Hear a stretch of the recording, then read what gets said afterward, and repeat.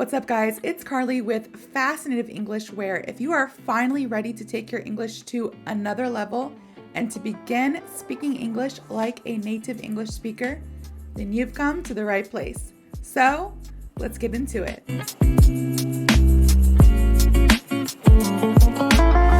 What's up, guys? I have another slang word for you all today, and today's slang word is bussin'. Again, that is bussin'. Now, this is kind of a newer slang word. I think it became very common the past 5 years or so, and it's something that I actually do say a lot.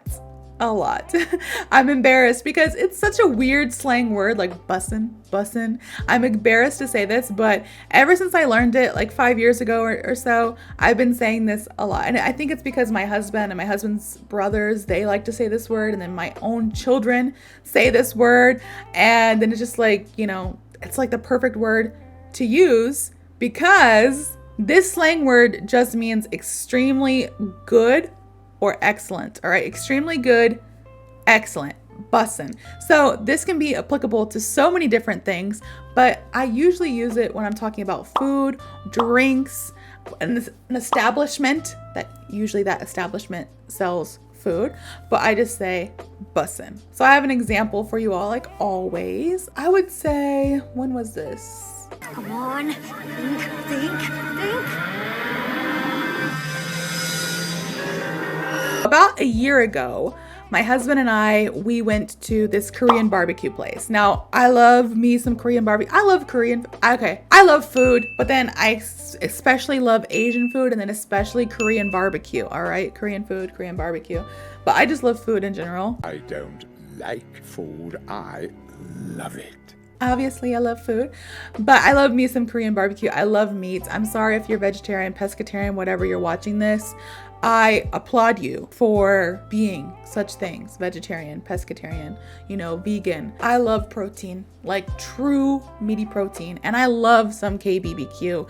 So my husband and I, about a year ago, we decided to go out for KBBQ, just him and I. My mother-in-law was like, oh yeah, you guys go on a date, I'll watch the kids. So usually we go to this place that is all you can eat, and it's very delicious. I'm picky about my KBBQ because I lived in Korea for so long. So when I'm here in America, I'm picky. I can't just go anywhere. I have to go to the place that I know is gonna be delicious, because there's a lot of places that I'm like, this is very Americanized. It's not really authentic. But then there's a few that are super authentic, and I'm like, oh, Korean barbecue, So I'm very picky about it. So we tried to go to this one place that we always go to, but the line and the wait time was 2 hours. And we're like, oh my goodness, we cannot do this. We ended up going to just go get boba. We really thought we were just gonna get boba, maybe find some random place to eat and then go back home. Cause what else do we do? I don't know, this is a sidebar, but if you're a parent without further knowledge, randomly, spontaneously,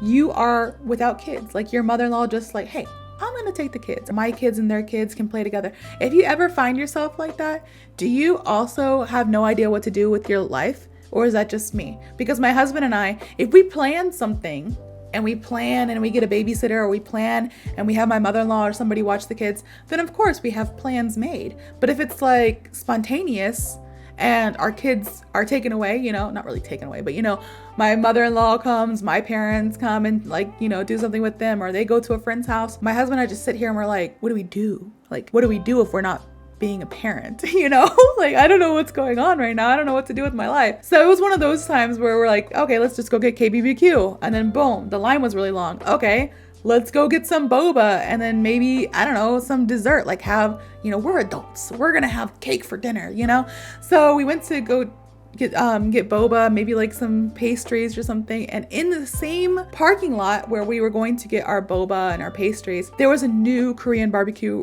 restaurant that had just opened. And we were like, okay, maybe this might be good. Let's just try it out. And honestly, we were very, very hesitant because there was nobody in the parking lot. And I'm like, maybe it's not good. There was nobody inside, nobody in the parking lot.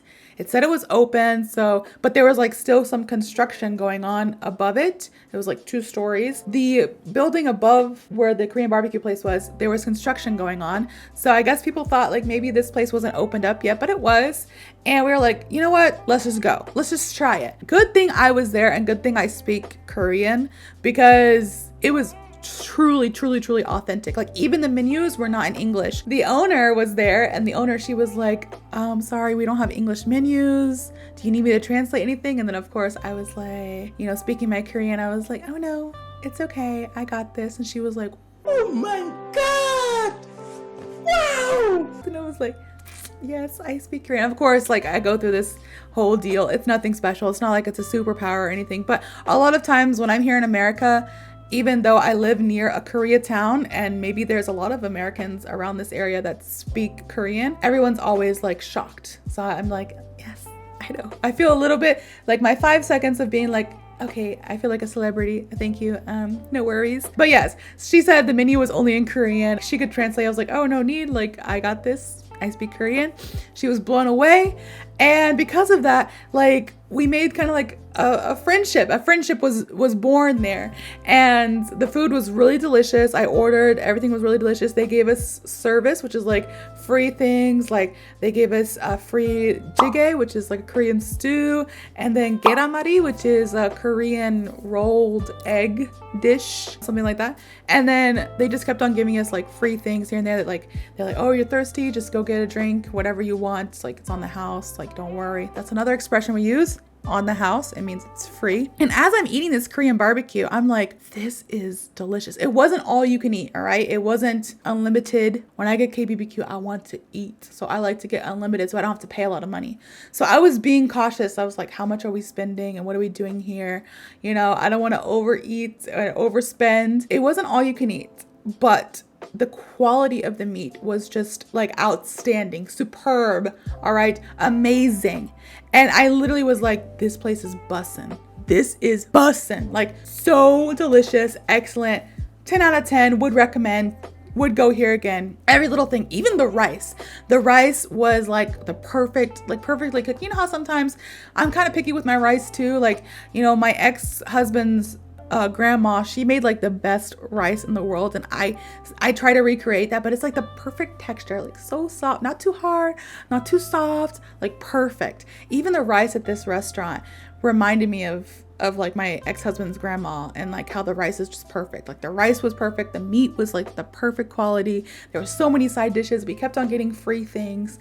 It was just amazing. And I was like, man, this place is bussin'. Like the food, bussin'. Drinks, bussin'. Side dishes, bussin'. The freaking ambiance, bussin'. The hospitality, the workers, bussin'. Like everything was just amazing, excellent, great, good about this restaurant. So I was like, okay, definitely, I think this is my new KBBQ spot. Like this is my new favorite place. Now, unfortunately, I haven't had a chance to go back because it is a little bit pricey. I'm not gonna lie. That's the one downfall. You know, there's always like pros and cons to things. Pro, it was delicious. It's amazing. It's bussin'. It's like the best KBBQ that I found here in this area in America. Maybe I think one other place is like in Koreatown in New York. That was like the best KBBQ I've had in the States. But other than that, this is like second best. Downfall is you're gonna pay for that, so it's pricey. So I haven't been able to go back yet because my husband and I know it sounds really bad, but like if we want to have like an actual nice quiet dinner, we don't bring the kids. But unfortunately, we almost always have our kids with us. Not unfortunately, I love my kids. We love our kids. But we don't have many opportunities where we can just go out by ourselves because my husband, his parents work all the time. My parents are retired, but they live in another state. So there's just, you know, not a lot of time for us to leave the kids with someone and go and do our own thing. So we haven't been back to this KBBQ place because we know if our kids come, they can eat even more than we can. Like I have 2 boys and they constantly hungry. They're eating everything. So I'm like, I'm going to spend like $500 this night if I go and bring the kids. So I'm waiting for another night. But this place, amazing. Bussin', 10 out of 10. I like literally like, this is my new place. Like if I want to introduce anyone to Korean barbecue, like if they've never had it before, I'm going to take them here because I'm going to set that bar so high that they're going to have to go to Korea to find better Korean barbecue because they're not going to find it anywhere else. That place was bussin'. I hope you guys have a better understanding of the slang word bussin'. If you do, please like, comment, and subscribe, and I hope to see you all in the next video.